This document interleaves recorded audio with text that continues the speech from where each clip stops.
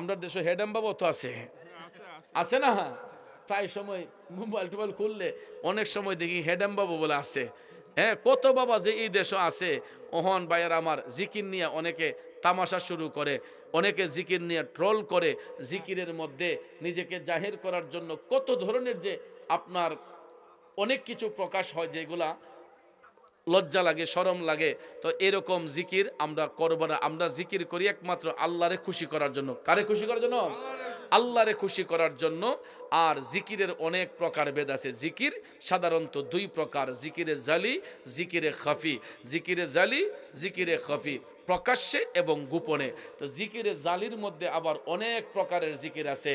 কালবের জিকির আছে, নফিস বাতের জিকির আছে, পাঁচান পাঁচ জিকির আছে। তো অনেক হালে আল্লাহর অলিগণ, সুফি সাহেবগণ তারা জিকির করেন।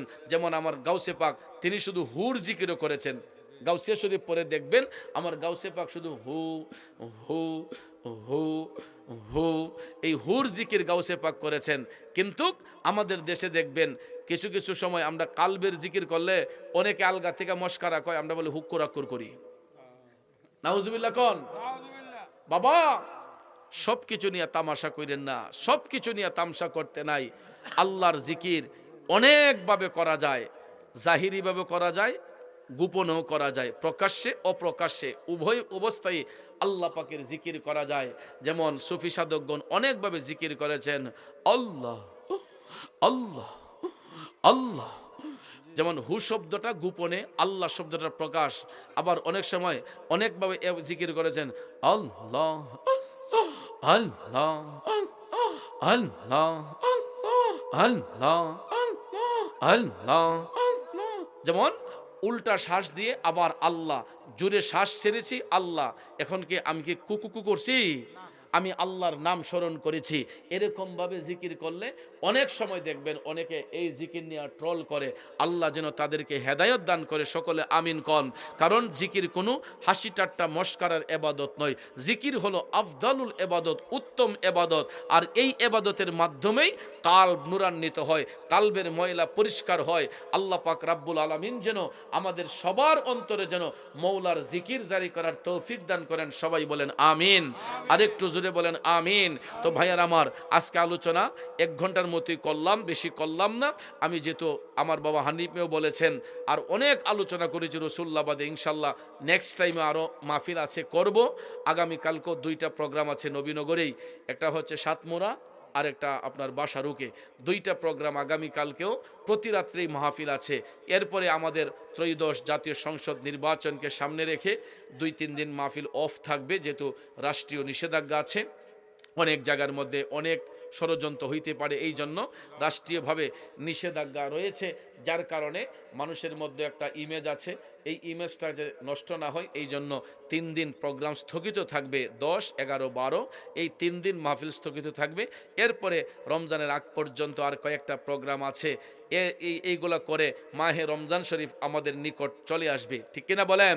তো ভাইয়ার আমার, বন্ধুরা আমার, আমরা কিন্তু অনেকেই অনেকভাবে প্রিপারেশন নিচ্ছি মাহে রমজান শরীফকে অভ্যর্থনা জানানোর জন্য, স্বাগত জানানোর জন্য। আমি আপনাদেরকে, আপনাদের একজন হয়ে আমার মুরিদান সহ যারা আছেন সবাইকে বলবো, রোজা কিন্তু বাদ দিবেন না। অনেকে ফরজ রোজা ছাইরা দেয় কাজের অজুহাত দিয়া, ডায়াবেটিসের অজুহাত দিয়া, গ্যাস্ট্রিকের অজুহাত দিয়া, কয় পারে না বলে। আপনারা বলেন বাঁচাইবার মালিক কে? রোজা রাখি কার খুশির জন্য? রোজা রাখি কার খুশির জন্য?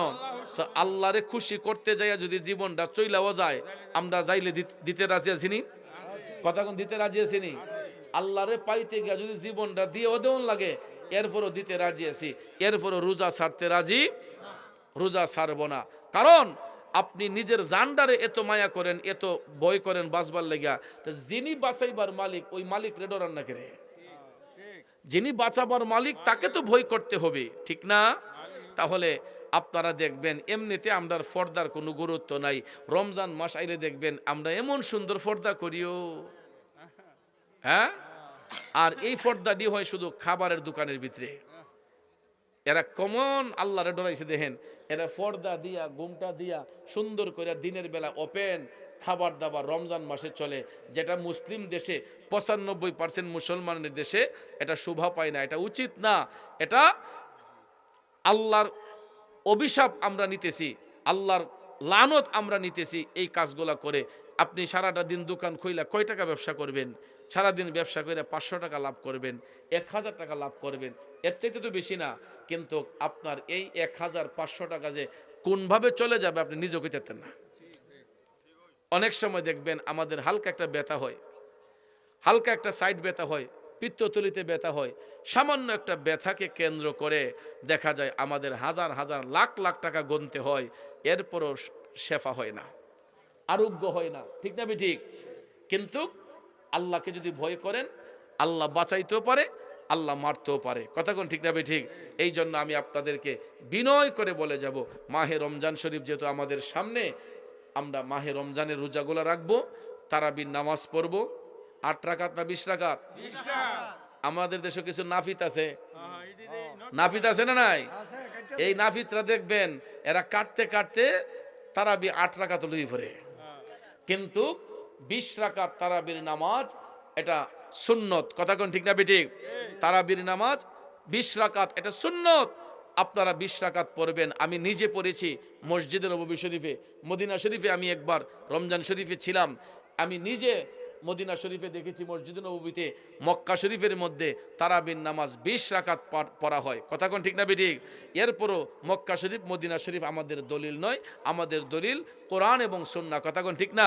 হাদিস শরীফের মধ্যে আসছে 20 রাকাত তারাবির নামাজ আমার রাসূল নিজেও পড়েছেন। সুবহানাল্লাহ বলেন। এই জন্য নাফিতরা দেখবেন কাইটটা কমাইলি তো চাই, এরা কিয়ামুল লাইল রে তারাবির সাথে নেট করে। ঠিক না ঠিক? কিয়ামুল্লাহ তাহাজ্জুদ কেন্না তারাবির সাথে এড করে।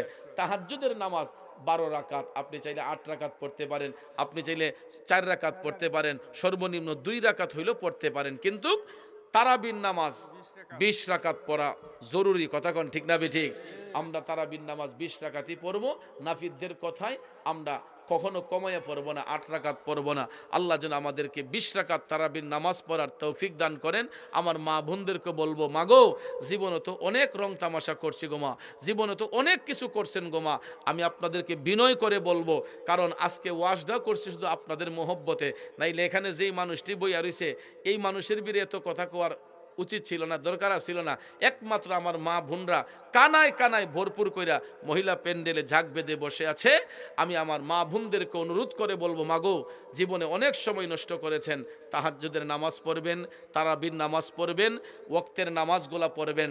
দেখবেন ওই মা যখন আমলি হয়ে যাবে, ওই পরিবারের মধ্যে আল্লাহর পক্ষ থেকে বরকত চলে আসবে।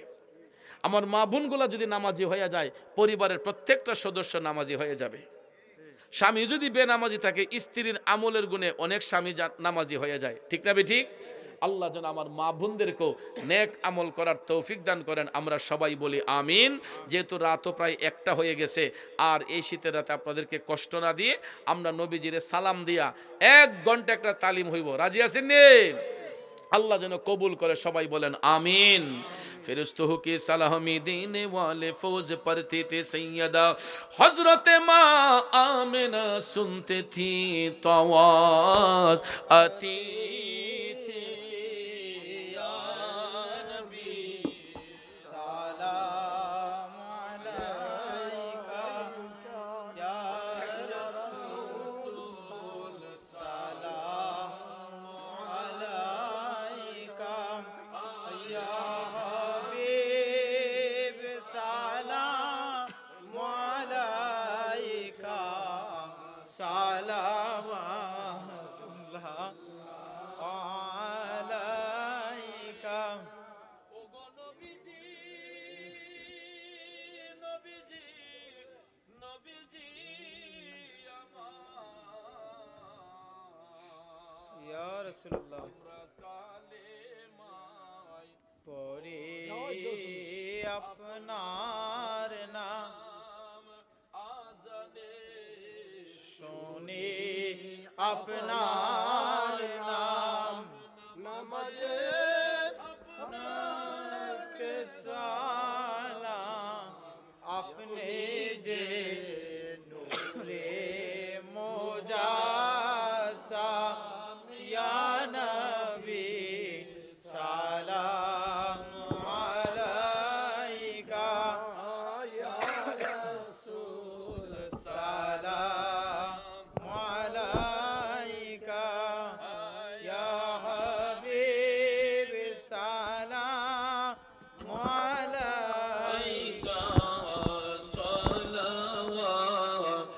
सल्लम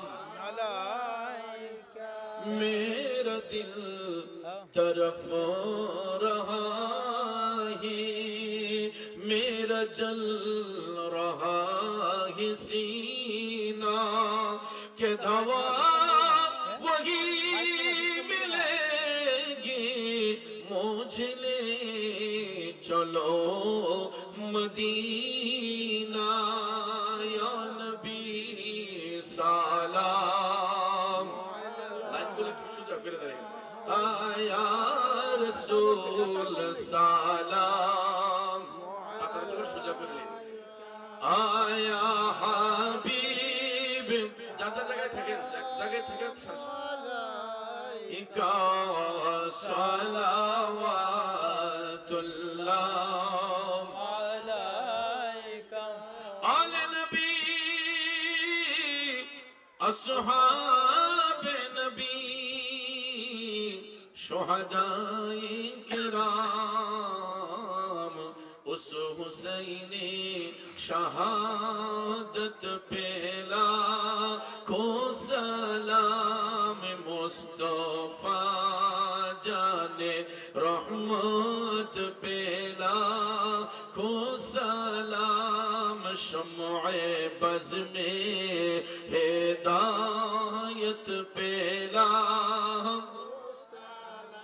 अस्सलामई मीम हावा मीम दल अस्सलामाई बेनज़ीरो बेमिसाल या इलाही सदक़ाए मिलाद रसूल ये सलामी आज़िज़ाना आशिकाना हम गुलामाना हो कबूल मदीने के चांद हजारों सलाम मदीने के चांद लाखों सलाम मदीने के चांद करोड़ों सलाम मदीने के चांद बेहद सलाम ला इलाहा